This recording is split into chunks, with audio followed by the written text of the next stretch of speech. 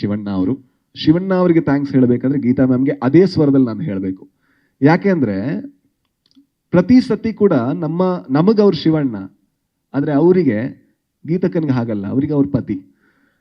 ಆದ್ರೆ ಅವರ ಆರೋಗ್ಯ ಏರ್ಪೇರಾದ್ರೂ ಕೂಡ ಅವ್ರು ಹೇಳ್ಬೋದಾ ಏನೋ ನಾನು ಮಾಡ್ತೀನಿ, ಯಾಕಂದ್ರೆ ಅವ್ರು ಬಂದದ್ದು ಸಿನಿಮಾ ಒಂದು ಟ್ರೆಡಿಷನ್ ಇಂದ, ಅವರ ತಂದೆ ಹೇಳ್ಕೊಟ್ಟಂತ ಪಾಠ. ಬಟ್ ಏನೇ ಆದ್ರೂ ಕೂಡ ಆ ಟೈಮಲ್ಲಿ ಬೇಕಾಗಿರೋದು ರೆಸ್ಟ್ ಅಂತ ಹೇಳ್ಬೋದಿತ್ತು, ಅವರ ಮಗಳು ಕೂಡ.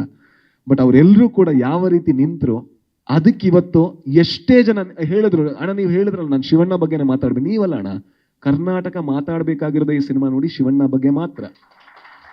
ಅಂಡ್ ಹಾಗೆ ಮಾತಾಡಿದ್ರೇನೆ ಅದು ಚಂದ. ಯಾಕಂದ್ರೆ ಈ ಸಿನಿಮಾಗೆ ನಾವೆಲ್ಲ ಆಕ್ಟ್ ಮಾಡಿದ್ರೆ ಅವ್ರು ಆಕ್ಟ್ ಮಾತ್ರ ಅಲ್ಲ, ಅವ್ರ ಹತ್ರ ಒಂದು ಚಾಯ್ಸ್ ಇತ್ತು, ನನ್ನ ಆರೋಗ್ಯನ ಅಥವಾ ಈ ಸಿನಿಮಾನ ಅಂತ. ಅವ್ರು ಏನ್ ಚೂಸ್ ಮಾಡಿದ್ರು? ನನ್ನ ಆರೋಗ್ಯಕ್ಕಿಂತ ಇಷ್ಟು ಜನ ಕಷ್ಟಪಟ್ಟಂತ ಒಂದು ಕನಸು ಅದು ಮುಂದೆ ಹೋಗ್ಬೇಕು ಅಂತ ಶಿವಣ್ಣ. ಅದಕ್ಕೆ ನಮ್ಮ ಇಡೀ ಕರ್ನಾಟಕದ ಪರವಾಗಿ thank you so much. Thank you. ನಿಮ್ಮ ಇಡೀ ಫ್ಯಾಮಿಲಿ ಕೂಡ ಥ್ಯಾಂಕ್ ಯು ಸೋ ಮಚ್.